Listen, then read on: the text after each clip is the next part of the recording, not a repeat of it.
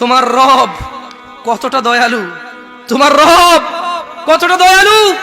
অপরাধ নিয়ে চিন্তিত, তোমার অপরাধ নিয়ে তুমি লজ্জিত।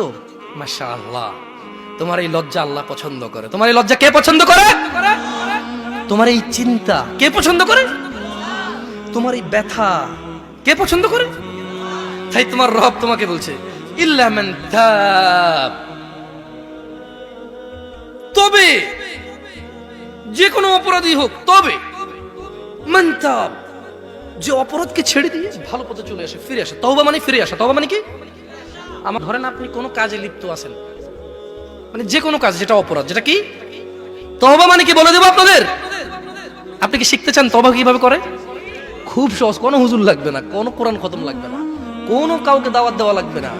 দিন হতে হবে জরুরি নয়, রাত হতে হবে জরুরি নয়, নামাজের সময় হতে হবে জরুরি নয়, জরুরি নয় ওযু থাকতে হবে। তওবা এখন এখানে করা যায়। তওব মানে রিটার্ন। তওব মানে কি? রিটার্ন মানে ফিরে আসা। ধরেন একটা লোক জিনা করে, সে বলে যে না আস্তাগফিরুল্লাহ, আল্লাহ আমাকে ক্ষমা করুন, আমি আর জিনা করব না। এই লোক তওবা করেছে। লোক কি করেছে? এরপরে সে যে তওবা করেছে এটা প্রমাণ হবে কিভাবে? সে যদি আর কোনোদিন আল্লাহকে ভয় করে জিনা না করে। বুঝে আসছে না? আসেনি? মদখোর বলল যে না আমি আর মদ খাবো না, কেন? আল্লাহ এটা অপছন্দ করে। তো এটা কিভাবে মানে তওবা বলে গণ্য হবে? যখন সে আর এই কাজ করবে না, যখন সে আর এই কাজ